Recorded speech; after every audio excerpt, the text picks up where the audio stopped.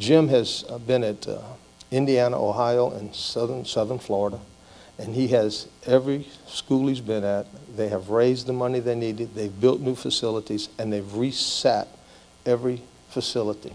And he's been responsible for doing it, and he's been part of that project. And so with that, I want to say that between Scott and T-Joe having championship coaches, elite athletes, all we have left to do is build a facility, and we need Jim Harris to help us get there. Jim is dynamic, he's full of energy, and I'm going to call him up here and let y'all see what he can tell you and see what he can do for you, and I think y'all are going to be as happy as we are. Jim, come on up, baby. Thank you. Thank you very much. It's going to be fun. Appreciate it. I tell you, Charlie, you said that just how I wrote it, so I certainly appreciate you doing that. That was great. No, but this is a great day to be a Ragin Cajun, and I truly mean that. I couldn't have asked for a better day for this to take place on. It happens to be my birthday today, and I couldn't have asked for a better birthday present. Thank you. Couldn't have asked for a better present than to be named the Executive Director of the Ragin Cajun Athletic Foundation today. So again, I want to thank Charlie Monclaw, the chair of the search committee, the rest of the executive committee that was involved in the search. Want to say I look forward to working with the entire board of the Ragin Cajun Athletic Foundation and really serving you and working for you and really doing this together. I also want to thank Scott Farmer and John Bloom. I look forward to working on their teams in athletics and university advancement and partnering with you as well. So looking forward to getting that started. You know, as Charlie mentioned, you know, I mentioned this in the interview, and I've mentioned this, you know, as I've met with individuals here in the last few hours and last couple days. This brand name, what you guys have done here, you know, I've been involved in college athletics for 16 years, if you count undergrad, my graduate work and GA work, and then full-time professional in this industry. I've been involved in college athletics for 16 years. 16 years ago, I probably didn't know a whole lot about University of Louisiana, to be honest with you. And I'm an athletics guy. And really how this brand has evolved and how it's developed, and really the reputation that this school has, that this institution has now on a national stage and a national level is really, that growth has really been unprecedented. You don't see a lot of that in our industry. And so it's, you know, to partner with this institution and to be a member of this institution and to be a member of this community at this time is something that was very appealing and very exciting to me. You know, this group has done a lot of wonderful things in the last few years through the RCAF, and the success that's been on the field and the way that you've been able to retain quality individuals with this athletic department. And now you're putting the investment into the facilities to really keep growing the athletics organization and trying to take it to the next level. All of the right pieces are in place. And so, looking at this opportunity from afar, it looked like something that was certainly appealing, and I wanted to come get a feel for it, and I was blown away. The community, the people, how welcome they've made me feel, seeing the investment of this board and truly how they are invested in it. And I don't just mean financially. They talked about it, their time. This isn't what they do for their main job. This isn't their career. They're volunteering their time for this because they care that much. The passion is there. This group can't do it alone. I can't do it alone. We need Ragin Cajun Nation to do this together. We need all of you to band together if we want to get to where we want to be. And that's my goal. That's what I want to try and do is unite the Ragin Cajun Nation, build on what's already been started here, look at that vision and take it to the next level, and that's what I plan on doing. And so, again, I can't thank you enough for allowing me this opportunity, and really appreciate you welcoming me here and all showing up today, and look forward to getting started here soon. So thank you. Jim, besides the growth potential you mentioned, what else attracted you to this position? Yeah, like I mentioned, the ability to look at what's been done here and look at the success that they've had without someone truly in this position. You know, there's been people involved in this university in this position before, but truly investing in this position and devoting all the time to fundraising, to look at what's been done really from a volunteer perspective and a few athletic department members, you know, being involved in the fundraising process, but not it being their main responsibility. it's pretty impressive what's been done here. So I knew that these individuals were committed, and I knew that there had to be a buy-in from the community.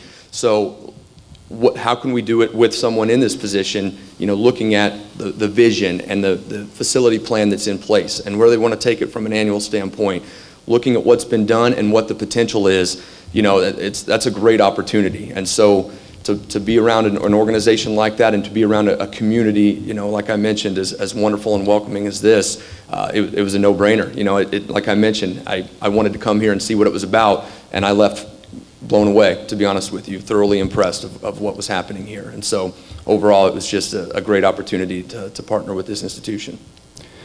Jay Walker with the Louisiana Ragin Cajuns Radio Network.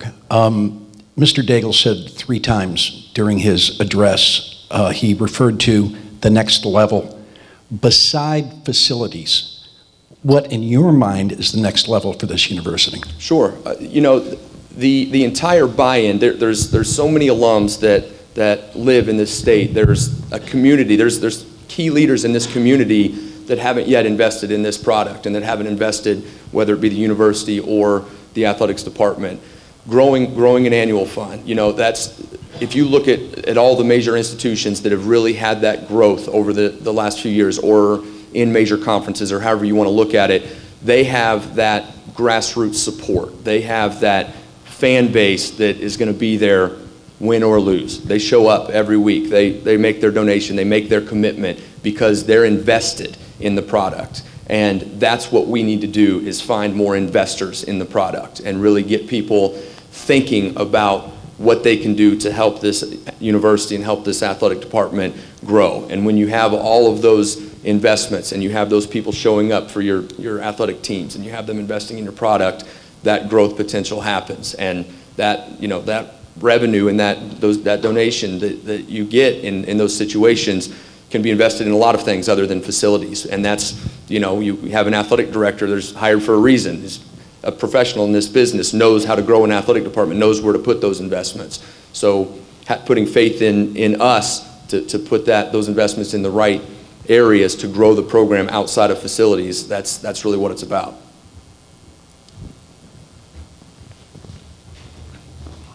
Okay.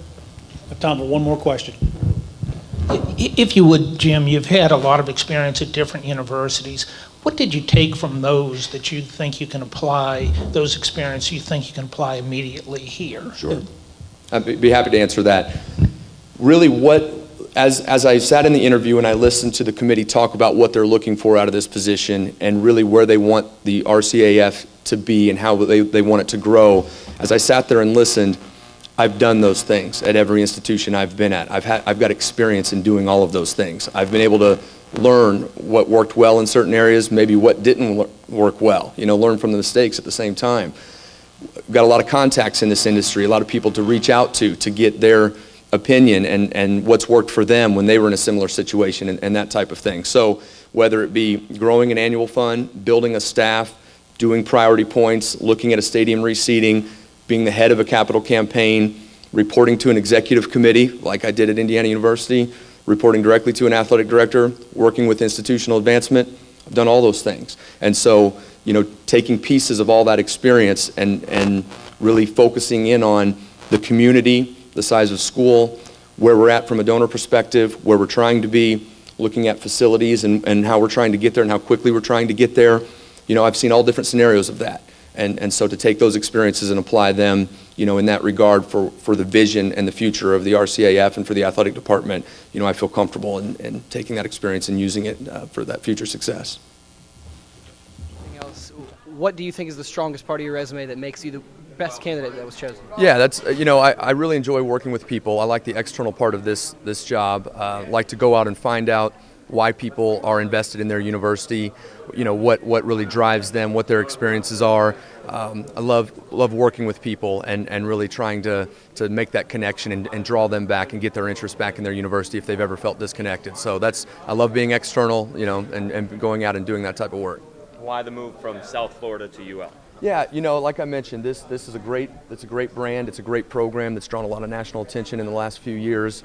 This is a community that I'm from a very small town in southern Indiana that's only about 10,000 people. So to be around a community like this that supports its product, that really has seen levels of success, but I think its best days are ahead of them. I think that's fair to say. You know, that's really what the draw was, and really to be a part of something special where there is such a commitment and such a buy-in, and really grow it to where they want to be. See if we get this straight, and maybe you don't even know. Who do you report to specifically? Yeah, I report to the 24-member RCAF Board of Directors. You have 24 bosses? Well, I'm sure I'll work more closely with the chairman in that Right. given year. Okay. Given the bylaws, there's going to be a chairman, and that's probably the person that I will have a weekly or monthly meeting with, however we decide to structure that as we move forward. But the committee as a whole, when I report fundraising numbers or really talk about staff and really how we're going to set that up and what our plans are to achieve our goals from a facility standpoint and an annual standpoint, I'll be reporting to that entire group at one time. I will work in the athletic department and work closely with Scott. I'll also have access to John Bloom and his area in university advancement and the database that the university has for all of its alums and things like that. So there's some crossover there, but in terms of a true reporting, it will be to the RCA Board of Directors. So report to the foundation. They pay your salary to the athletic department, working alongside the AD. The university, yeah, the RCAF will pay the salary to the university, who then will turn around and pay it to me, and thus be considered a state employee as paid through the university. The new athletic training center, all the upgrades, the fans are already getting excited. Is it more you just want to accelerate the funds to get these things built faster? Yeah, I mean, obviously if we could have them all done tomorrow, obviously that would be ideal, but it doesn't work that way. Development is a process, fundraising is a process. We're on the donors timeline, we're involved with donor intent. They're the ones that really drive these gifts based on their interests. That performance center is unbelievable. I was able to get a tour of it, and I know everybody's excited for that to be operational and up and running, and that's not too far away.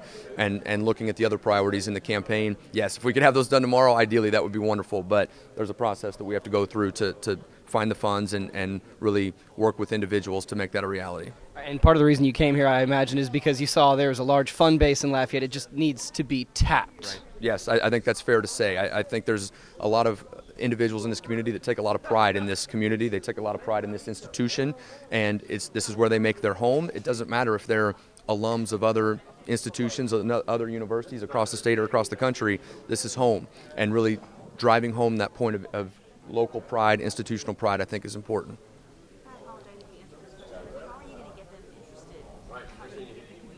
Yeah, and sure, there's always no set way that can happen with every individual. Obviously, there's certain things you can do, but it's really hitting on that point that I just made, where it doesn't matter where they went to school. This is where they make their home. This is where they conduct their business. This is where individuals invest in their product that are from this community. So doing things to make the community stronger, doing things to make the community more visible in their minds can only help them and can only help their businesses. And one of the largest employers in this entire community is the university. One of the largest brands that would have a national outreach in this community is the University of Louisiana. So when that is as strong as it can be, it's going to help all these community leaders at the same time.